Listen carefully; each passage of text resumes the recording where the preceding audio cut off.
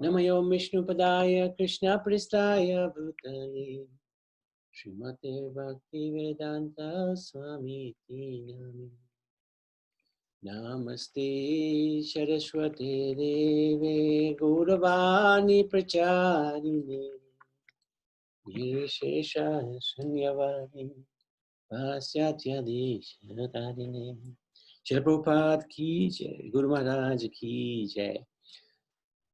Om Namo Bhagavate Vasudevaya. Om Namo Bhagavate Vasudevaya.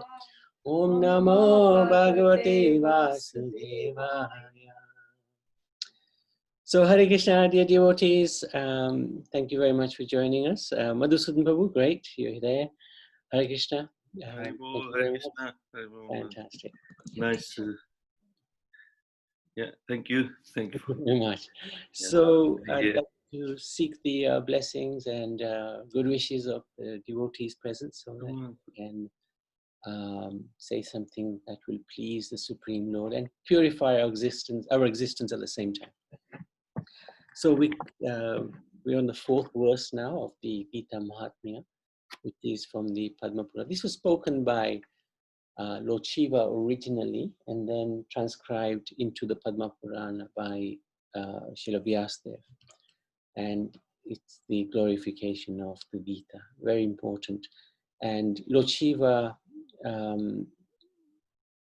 is a topmost devotee of Lord Krishna. So these verses actually have significant meaning. So we can recite this together. Gita Sujita Kartavya Kimanya Shastra Vishtarya Yasvayam Padmanabhasya Mukha Padma Videsha. Because Bhagavad Gita is spoken by the Supreme Personality of Godhead, one need not read any other Vedic literature. One need only attentively and regularly hear and read Bhagavad Gita. In the present age, people are so absorbed in mundane activities that it is not possible for them to read all the Vedic literatures. But this is not necessary. This one book, Bhagavad Gita, will suffice because it is the essence of all Vedic literatures, and especially because it is spoken by the Supreme Personality of Godhead. So this we were sort of discussing when we talked about through the introduction to the Bhagavad Gita, how Vedic knowledge is so vast, consisting of billions of verses, thousands of holy books. Even just one of the Vedas, which are broken into three parts. Rig Veda, there's 1,100 books apparently, and only a handful of those are available. So to read the Vedas, read the Vedic knowledge literature would be impossible for us. But that's why Lord has very kindly summarized the Vedic information into the Bhagavad Gita, 700 verses, out of which he only spoke 574 or something like that. So the Lord has very kindly given us this summarized version of the Vedas. And it's the essence of the Vedas, which will help us detach ourselves from this world and attach ourselves to Lord Krishna and ultimately attain the spiritual world. So, and I like this bit, the Bhagavad Gita is spoken by the Supreme Personality of God. This is one of the most important things. The Lord himself has sung this wonderful scripture. So just a very quick summary of what we've talked through so far. Chapter 1, Krishna makes Arjuna confront his demons, and Arjuna feels weakness of heart. And he submits to the Lord, I will not fight. And he gave many reasons. And the Lord stayed pretty much silent in this chapter. He spoke maybe 3-4 words, that's all. And in chapter 2, Arjuna, realizing that this problem was far bigger than him, immediately surrendered to Krishna. This shows the mood of a devotee. He surrendered to Krishna and asked for help. And Krishna immediately took him out of the material platform onto the spiritual platform, explaining the difference between the body and the soul. Then he explained the difference, the duties that are laid out for Arjuna, from two perspectives, one the bodily duty and then the Sanatan Dharma, the duties relating to him as a Atma, soul. And then Krishna described, when he was asked by Arjuna, the symptoms of one who perfectly performs his duty. And Krishna explains that in 18 verses. It's one of the longest answers in the Bhagavad Gita. And he explains how the devotee sits, i.e. how he controls his senses, how he walks, how he engages his senses in the service of the Lord, and how he talks, how he deals with provocative situations. And yesterday, today. That was what we discussed yesterday. So today we want to look at Karma Yoga. So a very brief outline. Krishna could have stopped at the end of the second chapter because he's given all the knowledge. But both he and Arjuna are concerned about us, the living entities in Kali Yuga. So they wanted to turn this knowledge that Krishna has given into action. Oops, forgot about that bit. So chapter 3, we can divide into a number of sections. There's 4 main themes. Of course, every verse is so important. Every word is so important. The acharyas, in some cases, have written books on just one word of the Bhagavad Gita. So here we are trying to summarize a whole chapter. We're not going to do it justice. We're going to just scratch the surface. But we make some attempt, and hopefully this will inspire us to go deeper as well in due course of time. But the 4 themes are basically Karma Yoga, how we can act without being bound in this world, which is the name of the chapter, Karma Yoga. And then the second theme is those who act for selfish purposes, doing karma kanda activities. These are activities which are described in the Vedas that you can do to enjoy sense gratification in this world. And then Krishna explains the position of one who has already performed karma yoga and is effectively liberated from this world. What does he do? He's already performing karma yoga or bhakti yoga. Now, Prabhupada uses these words interchangeably, karma yoga and bhakti yoga, because he knows that in Kali Yuga we have very little time. He wants us to go towards bhakti yoga very quickly. And the difference between karma yoga and bhakti yoga is a little subtle difference. With karma yoga, you're working without attachment. And when that attachment, when we attach ourselves to the Supreme Lord, it becomes bhakti yoga. So that's the difference. Krishna's, the difference between karma yoga and bhakti yoga. And then finally, Arjuna asks, on our behalf, he asks, why do people commit sin? So, and Krishna's answers are very interesting. So let's go into the first part. Chitra, would you like to read the first section of the chapter 3? Okay, Hare Krishna Prabhu. Hare Krishna. Text 1. Arjuna said, Janardhan, O Keshav, why do you want to engage with me in this ghastly warfare, if you don't think that intelligence is better than fructive work? Text 2. My intelligence is bewildered by your equivocal instructions. Therefore, please tell me decisively which will be most beneficial for me. Text 3. The Supreme Personality of Godhead said, O senseless Arjuna, I have already explained that there are 2 classes of men who try to realize the self. Some are inclined to understand it by empirical, philosophical speculation, and others by devotional service. Text 4. Not by merely abstaining from work can one achieve freedom from reaction, nor by renunciation alone can one attain perfection. Text 5. Everyone is forced to act helplessly according to the qualities he has acquired from the modes of material nature. Therefore, no one can refrain from doing something, or even for a moment. Text 6. One who restrains the senses of action, but whose mind dwells on sense objects, certainly deludes himself and is called a pretender. Text 7. On the other hand, if a sincere person tries to control the active senses by the mind and begins karma yoga in Krishna consciousness without attachment, he is by far superior. Text 8. Perform your prescribed duty,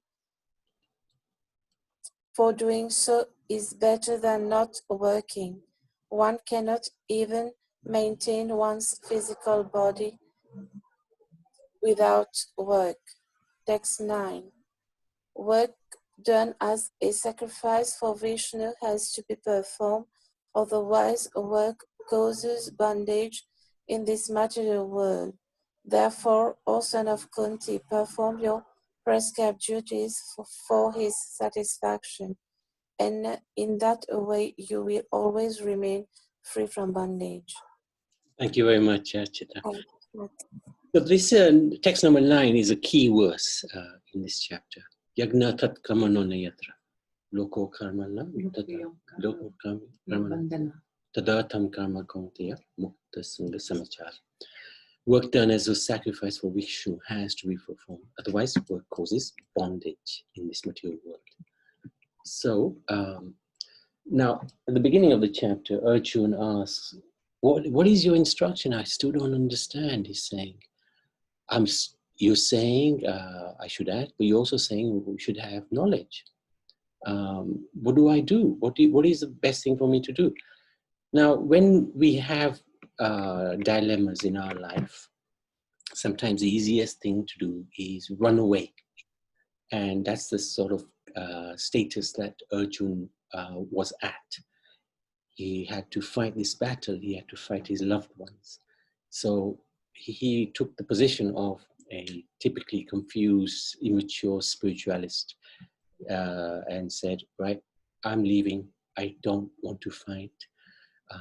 And I'm going to rather meditate on the Lord in strict seclusion. Sometimes that's the easiest cop-out of rather than facing our battles, is to run away from them. And of course, worldly life does entail lots of awkward situations. We have issues with money, possessions, relatives, friends, careers, so many different things. So, and of course, at the moment, we have the wonderful challenge of the COVID-19. So how do we dovetail our lifetimes, make them compatible with spiritual goals? So Krishna explains that real renunciation does not mean running away from our worldly duties, but instead we still have to act. He says in one of the verses, if you don't work, how are you going to maintain your body? Everybody has to do something. Even just to maintain oneself, you have to do something. So instead, Krishna explains, you must cultivate the mentality so that you work for the satisfaction of the Supreme Lord. So, what is the lesson here? Offering the results of our work, i.e. our knowledge, our money, to the Supreme Lord, knowing Him to be the ultimate enjoyer and controller, that may be a touch beyond us at this stage, because most of us are just starting on our path of bhakti. So that might be a little too much to handle, because we have been living a life of always taking, and the problem is giving sometimes becomes a little bit difficult. This is complete change in our mindset. However, we can make a beginning by offering our gratitude to the Lord, thanking Him for everything He's given us, thanking Him not just for the facilities it's provided, but also for the difficulties that are existing in our lives. There is a pastime. I'll just very briefly describe it because it takes some time. There was one crow who was really going through a very hard time in his life. And a sage advised him, why don't you just thank the Lord, even for all your difficulties? And the crow thought for a minute and said, well, let's try it. I've tried everything else. And he started thanking the Lord, even for the difficulties. And he found that his difficulties disappeared. And he went back to the sage and he said, what happened? How come all my difficulties went away? And the sage explained to him, well, because you were considering those difficulties in a mood of gratitude to the Lord somehow decided that you didn't need to face those difficulties. So this is the mercy of the Lord. So we should be grateful to the Lord, not just for the good things in our life, but also for the not so good things in our life. And part 2, ask him, request him, beg him to engage us in his service. This is the most important. When we chant the Hare Krishna Maha Mantra, it's simply a prayer begging the Lord, let me do something for you. You do something so much for me. So if we get on this path of being grateful and requesting for service, then in due course of time, we will see how our consciousness shifts from a selfish consciousness to a selfless one. So, Madhusudan Babu, you'd like to add anything to that? Haribol, Hare Krishna to everyone. And no, this is explained very nicely here. And you covered the main points here, that Krishna is encouraging Arjuna to remain in action, but not, to expect the results. It's sometimes very difficult for us as well, to try to understand how can I carry on my activities, and still, I think it's like, how can I offer myself?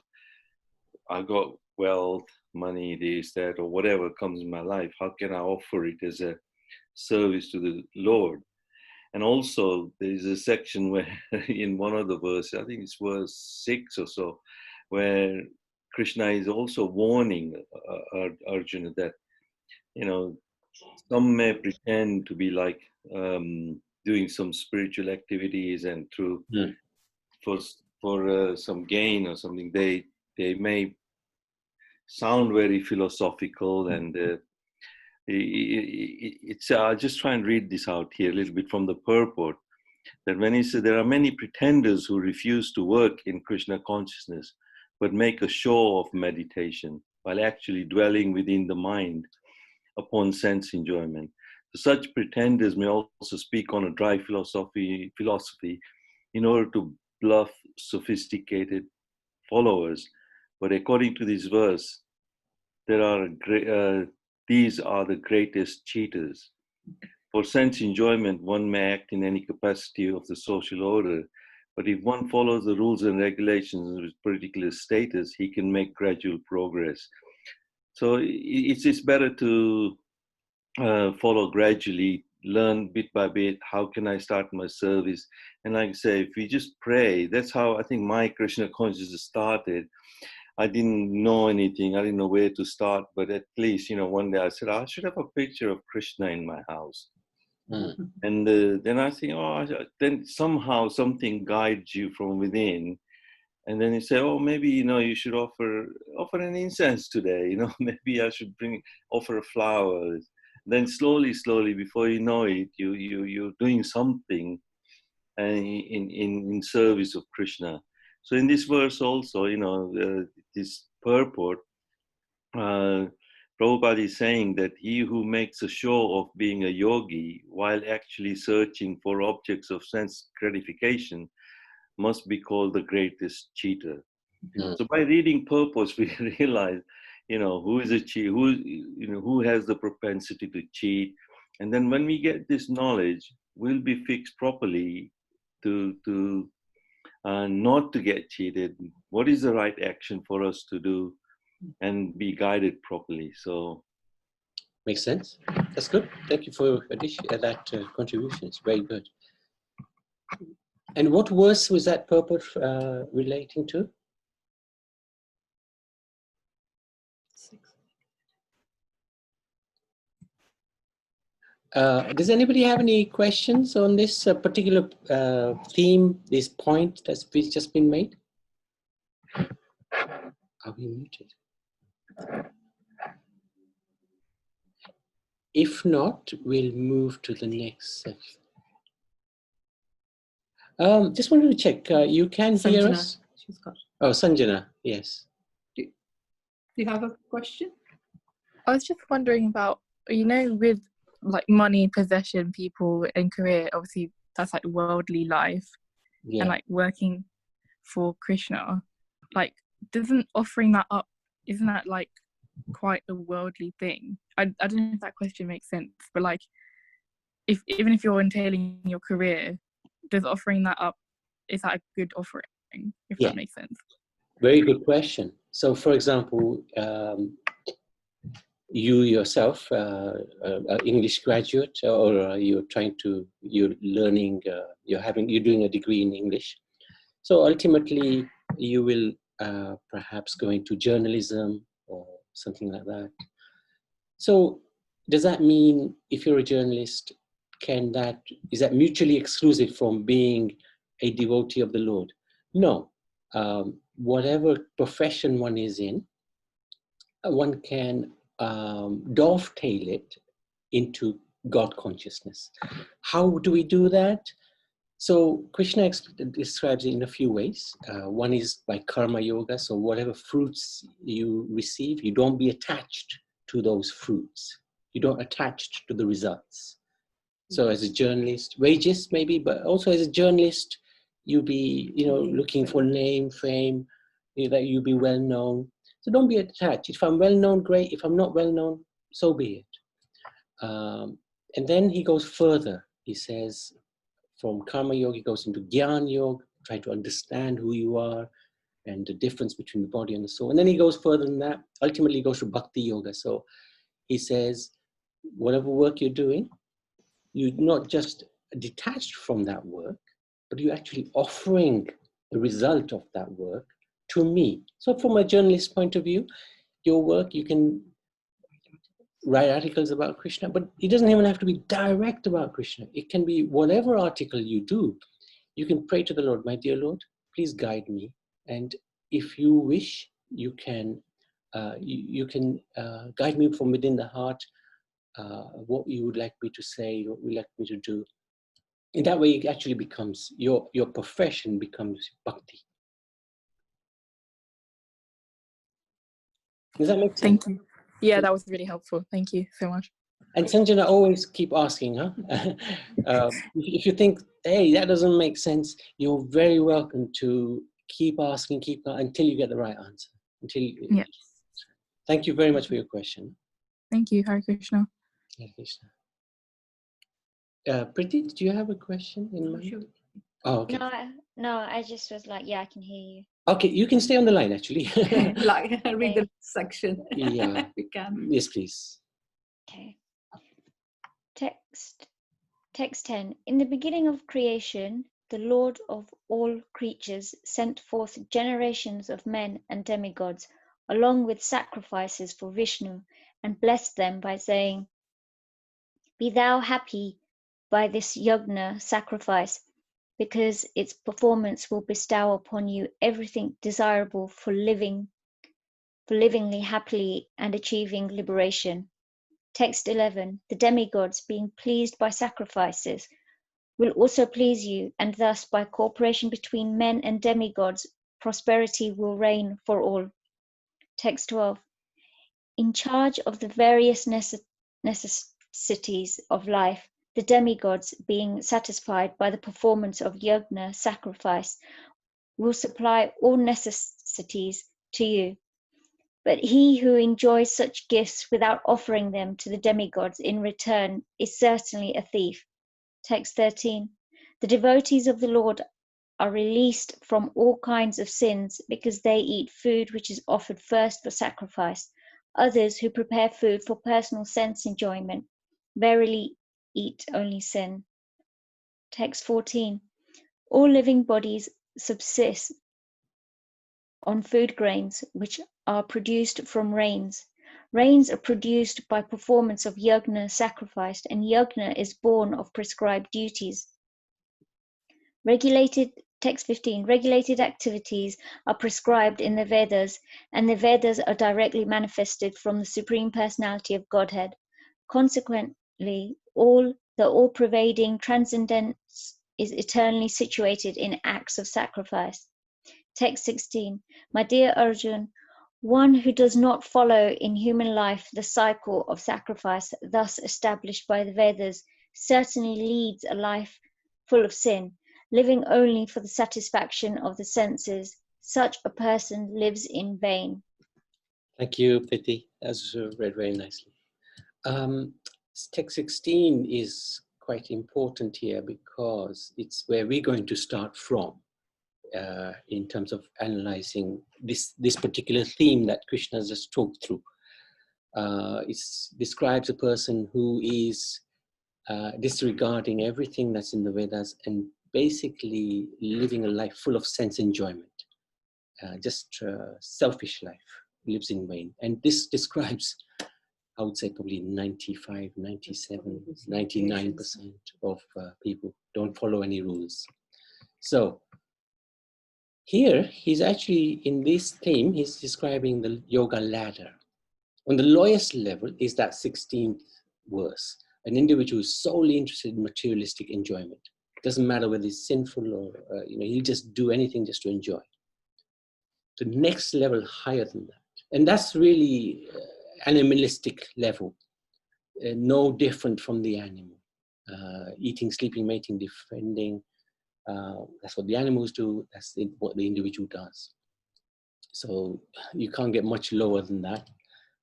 So what is recommended in the Vedas is karma kanda. Karma kanda is where you have materialistic desires, you want to fulfill those, but you're doing it through a religious regulated way, through sacrifices offered in the Vedas. And it's called karma kanda. You're not on a yoga platform at all. You are simply still enjoying, or we are still simply enjoying our senses. We're just doing it through religion, through offering various,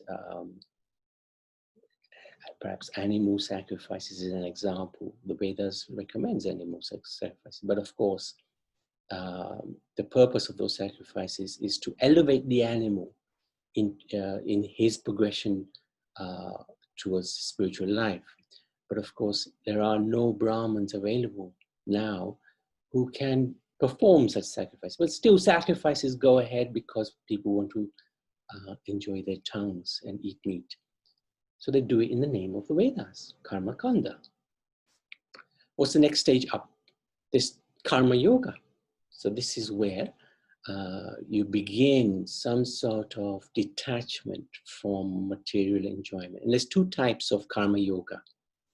There's sakama karma yoga, which is where you still have attachments and selfish motives to enjoy, especially name, fame, wealth.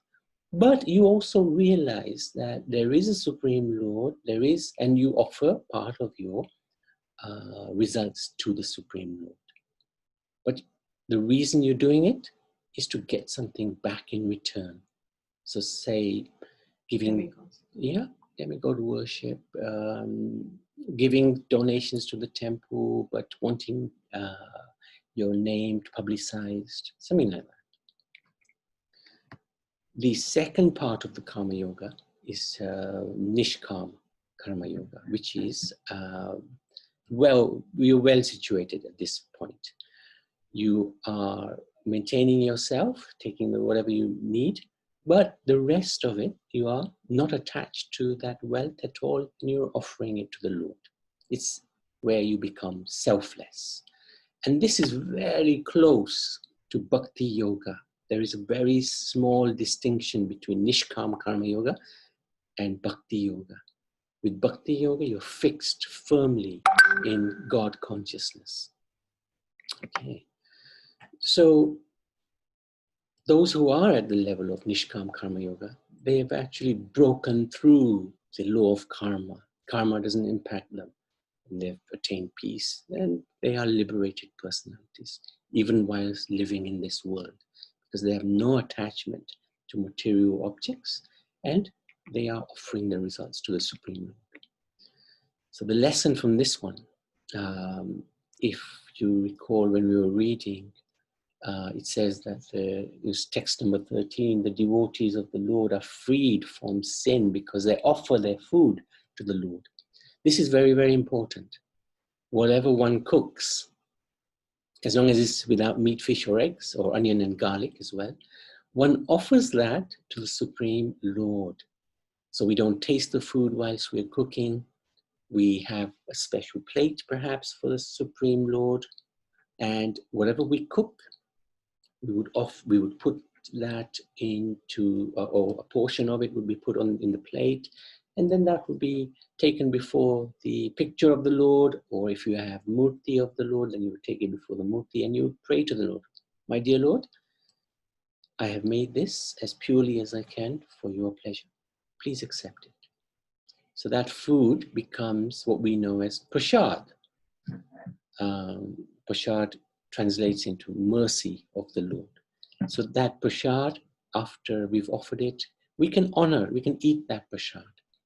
And that is eating, honoring spiritual food. We're not incurring karma. So this is a very good place to start. If you're not offering, then you can offer. You can even offer it in your mind to the Lord.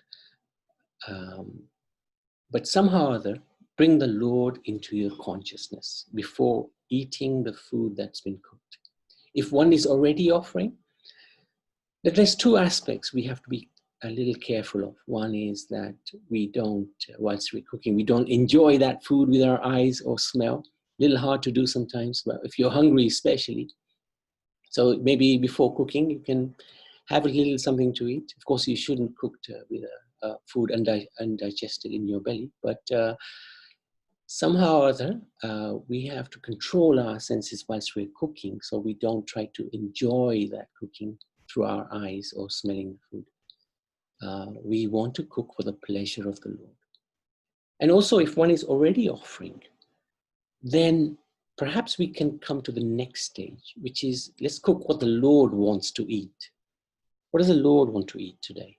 Not what I want to eat, not what I want to satisfy my senses with through the tongue. But what does the Lord want to eat? Now, this is, of course, not as easy as it sounds. It's easy when we have the spiritual master present with us, because we simply ask him, my dear Guru Maharaj, what would you like to eat? And when he was with us, it was a great pleasure to serve him, because we didn't have to make a decision. We'd ask him and he'd tell us. And his diet was very simple. And we would cook what he asked us, and we would offer that to the Supreme Lord. Of course, he left certain guidelines on certain days, what should be cooked, what color foods should be cooked. And so in one sense, we do have some guidelines as to what the Lord would like to eat. As we advance, the instructions or the Lord's preferences can come through him into our hearts. So then we are cooking for the pleasure, literally for the pleasure of the Lord, and we are honoring what is left as prasad for us by him. And that is the first class place to be. But in the meantime, whatever we cook, we offer it to the Lord. Okay, yes, questions, please? I have a question. Yes, and Aruna, you are Yeah. Kamakshi Kanchan's sister. mom. Kanjan sister, yeah. Okay. I You have a older than question. her? You just mentioned about cooking and Yes. enjoying with your eyes and Yeah. smell. Can you just explain that again, please? Yeah, it's a subtle. It's like you're not eating it, but you're thinking, the Lord will finish. I will offer this very soon and eat it. So Okay. you have a desire in your mind before the Lord has been offered to the Lord. It's that desire which actually, it's hard to resist, but we have to train our mind that Yes. I am cooking for the pleasure of the Lord. I'm not going to desire this Okay. until after it has been enjoyed by the Lord. Okay. Does that make sense? Yes. Thank you. Thank you very much. Thank you. Thank you for your question. Madhusun Babu? Hi, Haribol. Hare Krishna. Yeah, it's good. You know, in terms of prasad, you know, when we cook, you look at the life of Prabhupada and how he actually taught everyone how to cook puris and sabjis, and he was living in America and he was surrounded by these young Americans, you know, who had never been in touch with the Vedic culture or Sanatan Dharma. And yet, you know, Prabhupada was teaching them what to cook, what you thought they should actually eat, and encourage them, you know, to give up eating nonsense food and get into the right. So Prabhupada actually even cooked for them. It's so wonderful, you know. Prabhupada said, this is art of cooking, you know, with the spices and all that. And then Prabhupada, you know, taught them everything. And then they became expert in making prasad for the Lord. But of course, you know, when we cook, we always say, you know, we're going to cook, you know, pizza tonight because I want to eat pizza. But at least you're going to offer it to Krishna first as well. So there is that element of our own desire there. So it is hard in the beginning. But yes, you know, what does Krishna like eating? You know, it's explained in Krishna book.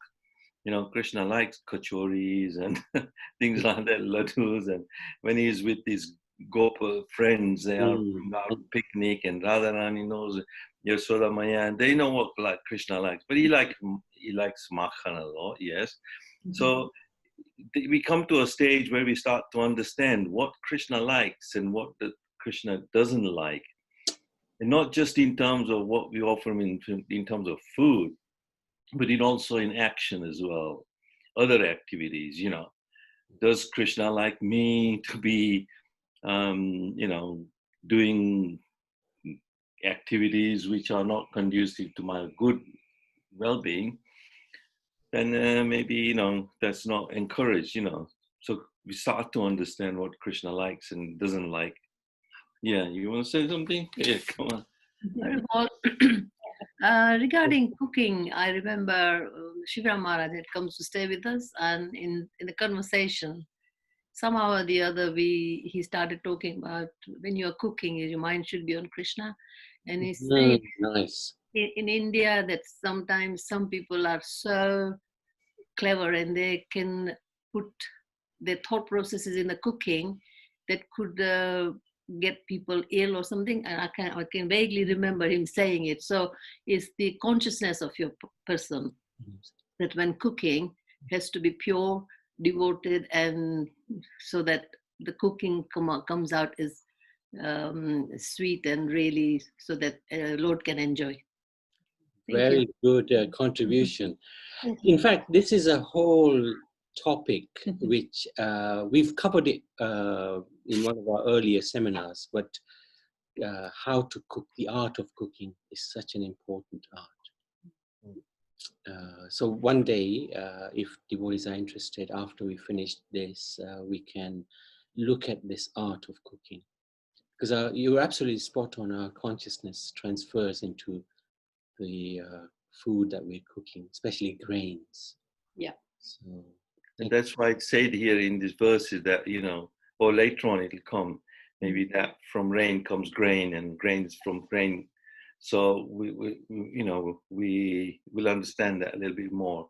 later on. But this, up to this part here, where he's talking about yajna and sacrifices, of course, you know, karma kanda, you know, there's about performing yajnas, and people do these different karma kanda activities. But there's a part here in this verse where Prabhupada actually says that the prosperity of the world depends not on our own efforts, but on the background arrangement of the Supreme Lord, directly carried out by the demigods. Yeah. So the demigod, although we might be offering and praying to different demigods, but actually Krishna has made all these arrangements. The demigods are in charge, just like in a country, you know, there are different departments. You know, there are different personalities are in charge of these different departments. So these demigods are, but actually, ultimately, everything is coming from Krishna. Mm. Yeah, that's right. And actually, that comes out very, very clearly in the chapters that we're going to cover in a few days' time. So, Yeah. Anybody's got any questions on this point?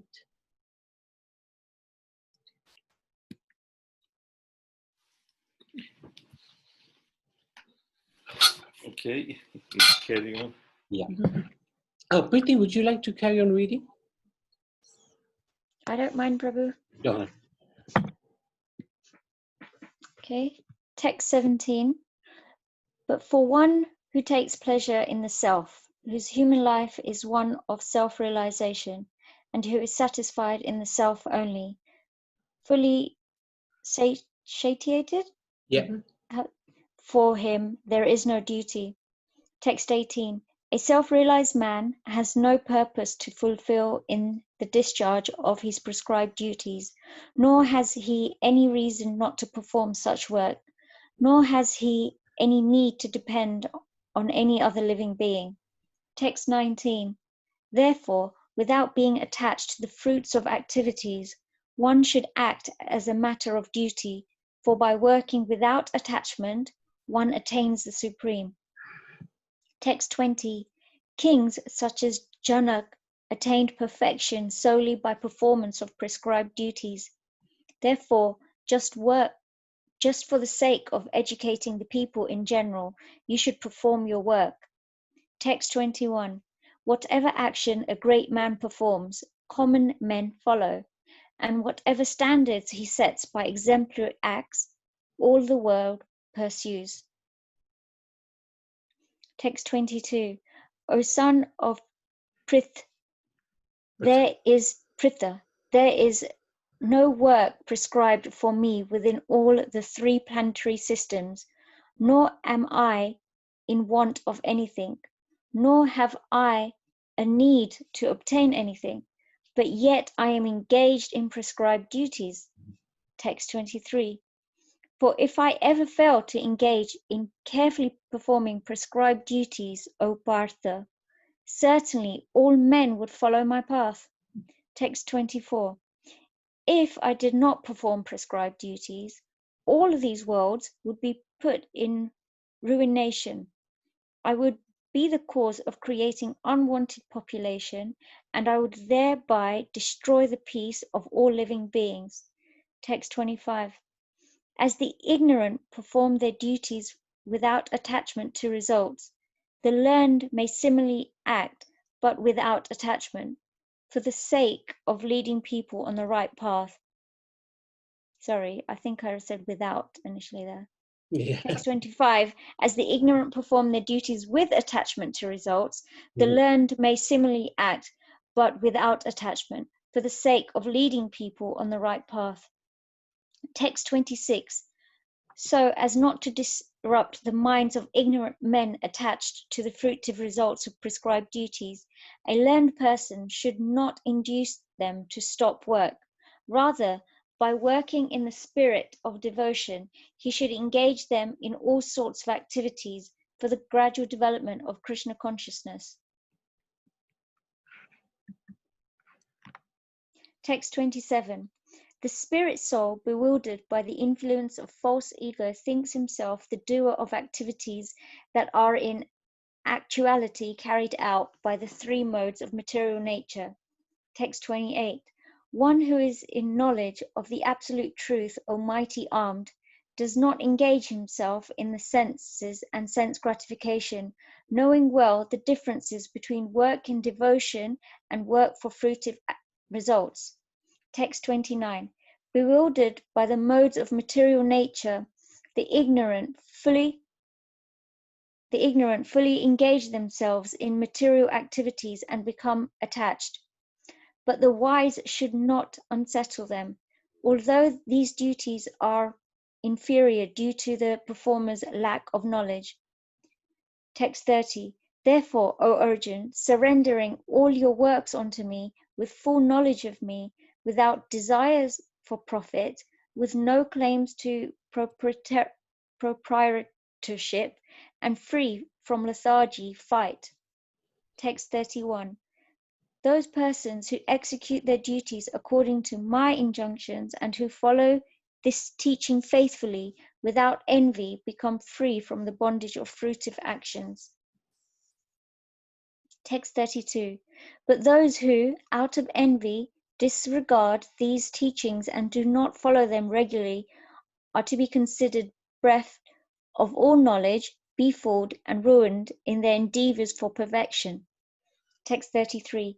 Even a man of knowledge acts according to his own nature, for everyone follows the nature he has acquired from the three modes.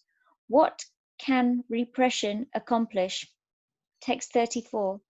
There are principles to regulate attachment and aversion pertaining to the senses and their objects.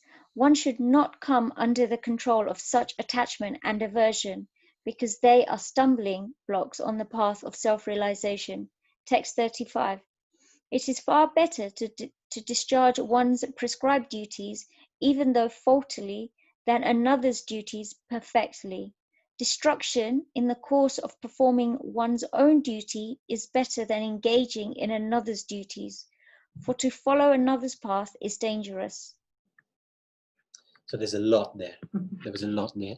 The main aspect is, what does the perfect person do once he has achieved perfection in karma yoga? Does he continue working? Does he retire and simply meditate on God? Because now he doesn't have any selfish motivations. So Krishna says, no, the perfected souls, they continue working. And he gives his own example. What am I doing? I also am doing my prescribed duties, because if I didn't, everybody would follow what I'm doing and the world would be ruined. So this is the essence of the last 18 verses that we read. There's quite a lot there, but there are other things which are very important in that as well. So when we do a theme, we are neglecting quite a lot of the other instructions that are in these verses, but we're just giving a general idea. So in this particular 18 verses, the general mood is of Krishna that if you've attained perfection in karma yoga, you continue doing your duty. Your duty will purify you even more. Doing your duty will continue purifying you. So the lesson from this theme is we want to live the philosophy, practice bhakti yoga. By doing that, it will free us from the entanglements of this world, and also will set an example for others. Like yesterday we were discussing how people would sometimes take the mickey. You become a devotee now. It's saying in a derogatory way. But actually it's setting an example, because especially when young people get into God consciousness, Krishna consciousness, people wake up that, this, he's not an old person, he's quite a young person, and understanding that this world and all of its activities in this world are futile. What does that mean in practical terms? So everybody here, I'm not sure if everybody is chanting on beats, Hare Krishna, but that certainly would be a wonderful start. After this session, we will be chanting to Lord Nrsingadev, and after that, we will be doing 1 round of Hare Krishna Maha Mantra. So if you're not chanting, please stay with us and you can chant with us. If we get in the habit of chanting at least 1 round every single day, it is a very good step of living this philosophy of the Bhagavad Gita. And reading scriptures such as Bhagavad Gita and Srimad Bhagavatam, we can see by reading through these translations how Bhagavad Gita is not so difficult to read. Of course, to put it into practice is a different matter, but that will come over time. So this is how we can begin our process. Now, of course, if we're already chanting and already reading, then we can improve the way we are chanting. If we're doing 16 rounds as prescribed by our spiritual master and we promised, fantastic. But are those 16 rounds very good rounds? From a scale of 1 to 10, where would we put our chanting at? Would it be 1, rubbish? Or 10, I would say never, because if we ever decide to rate ourselves at 10, then we've got a big problem. Perhaps 8, then we are doing okay. But if we're already chanting, let's improve the way we're chanting. How can we improve the way we're chanting? There are many, many lectures which devotees give, many books to read about how we can improve the way we chant and how what is our consciousness while we're chanting. Are we chanting attentively? That's the most important thing. Thank you for that. And reading, are we simply reading the scriptures like a novel and not really paying too much attention to what we're reading? Prabhupada always said, my books should be studied, not just read, studied. Who's studying my books? He would often say, we're reading your books. Yes, but are you studying those books? So this is important. So we may be reading, we may be chanting, but we can improve the way. We can always room for improvement. We should always feel my chanting is no good. Yeah. And my reading is no good. And Jayanti was saying that to me today, in fact, which I was quite surprised because she reads a lot. She was saying, I'm not reading enough. I'm not being focused enough. Good attitude. Because then we can improve. If we have the mood of, oh, my chanting is perfect. Phew. Then we got a problem. So, Madhusan Prabhu, would you like to add anything to that? Haribol. Yeah, let's start to live the philosophy after having understood a little bit more, and best is to study, and that's why Prabhupada is an acharya. He taught by example, and Krishna is also saying that I have to set an example as well. I can't just sit back. I don't have to do anything, but I still do things. So it's important that we all play a part in our life, and if we are in a leadership position, then we have to lead by example. Sometimes we can't teach our own relatives, friends, or family members, but it's just by setting an example.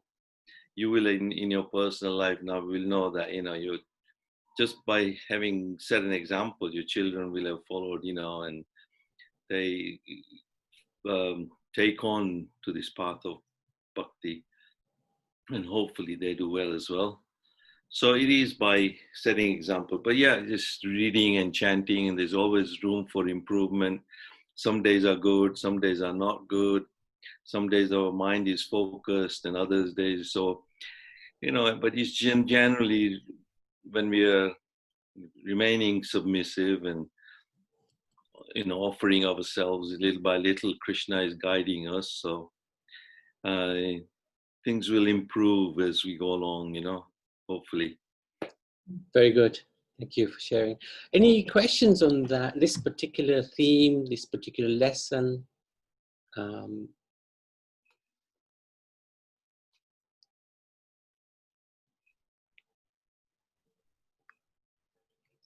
now it's 5 o'clock and there's one section of the Gita left.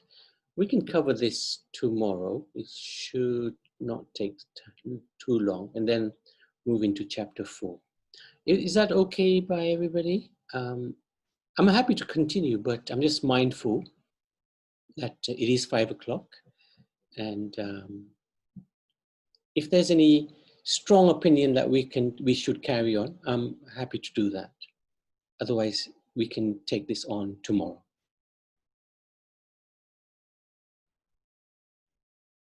Now there's 43 verses in this, isn't it? So, Yeah. no. Yeah, that's right. So it's from 36 to 43. Yeah. Which is short. It's up to you. You know, whatever you want to do, just carry on. How do devotees feel? Is anybody under heavy time pressure today? No, Okay. never, Okay. never for this. Always ready to read and learn. Thank you. Oh, I like your enthusiasm. You can maybe transfer some of that to us as well. No, it's very good. Thank you for that enthusiasm. So, Chitra, not Chitra. Yeah, it's okay. Chitra, you'd like to continue? Because Okay, Prabhu.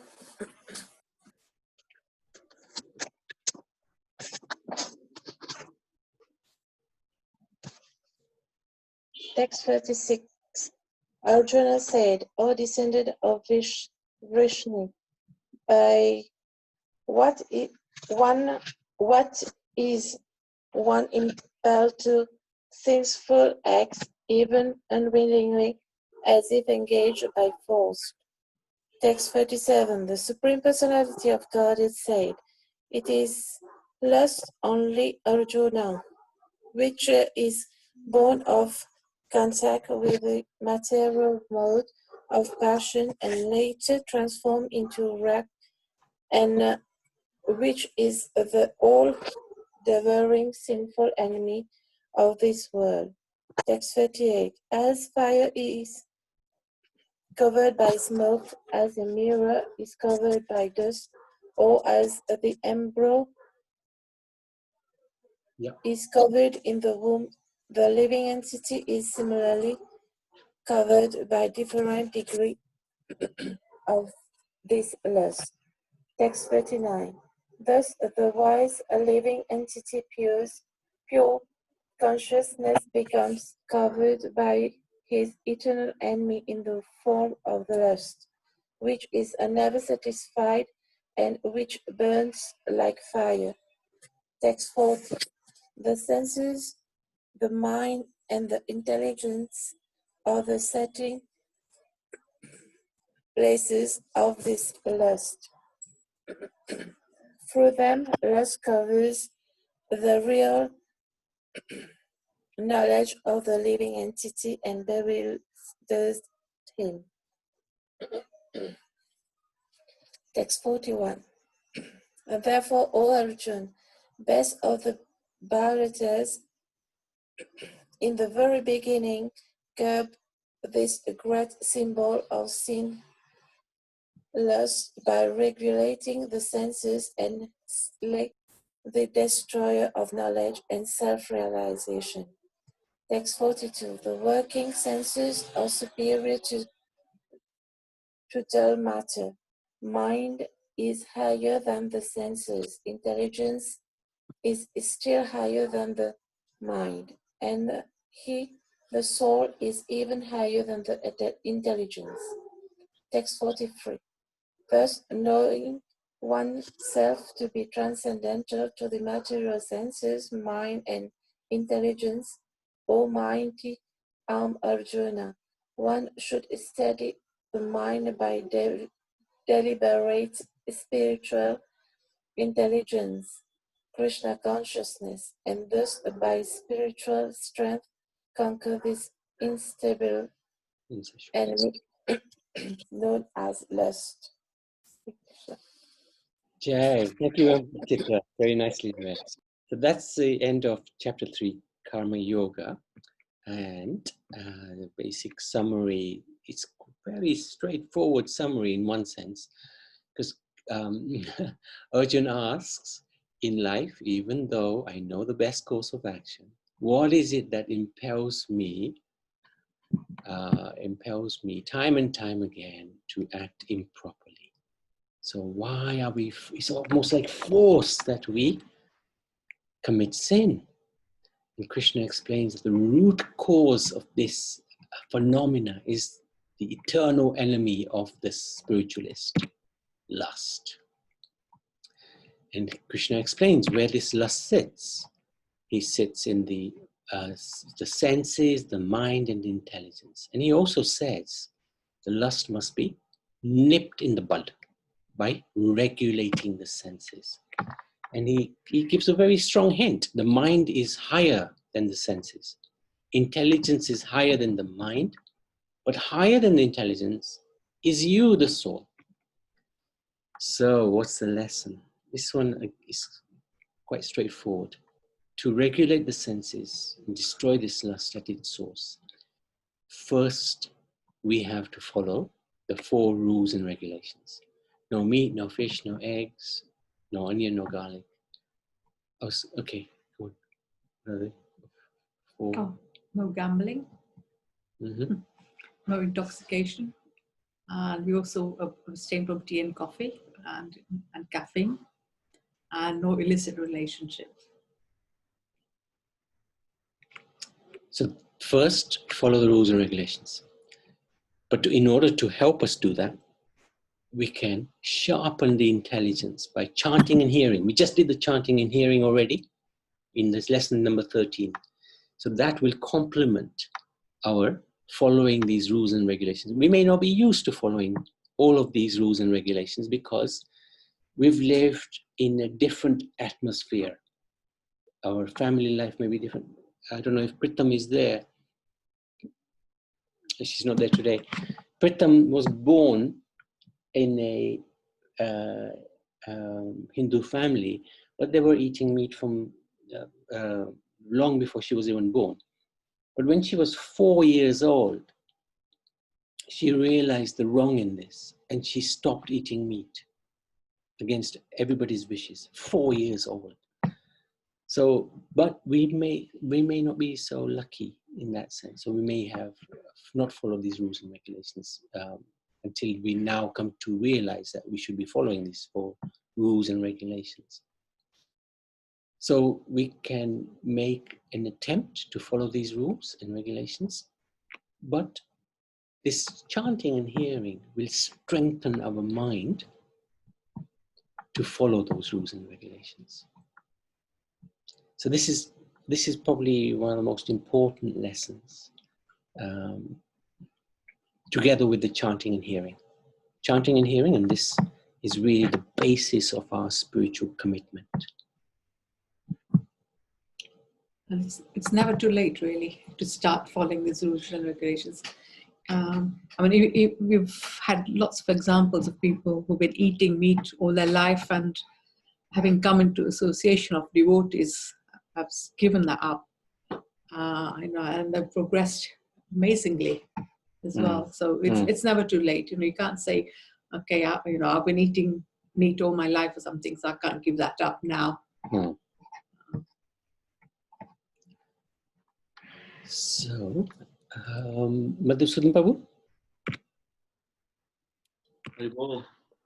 Yes, you covered it very well, and from this following rules, regulations, and that comes, and that is what we mean by sacrificing. Tapasya. Tapasya is very important. In order to attain anything, one has to do tapasya. So, and very important point here, the last, is that we, when sometimes we say intelligence, when sharpen the intelligence, but when Prabhupada mentions the word like the spiritual intelligence is what we gradually start to use as we progress, Yeah. Because you can be material intelligence. There's very many intelligent people like Einstein and all that, but there was spiritual intelligence that comes by surrender and understanding what Krishna says and what Krishna does. and taking the guidance of Krishna's representative, who's a guru, and studying their life, like, you know, reading Prabhupada's biographies is enough to make us realize how Prabhupada, you know, set an example and taught how to be strong in spiritual life. So that's where we can gain our strength from. Thank you, Prabhu. Yeah. Any questions or any points anybody like to say?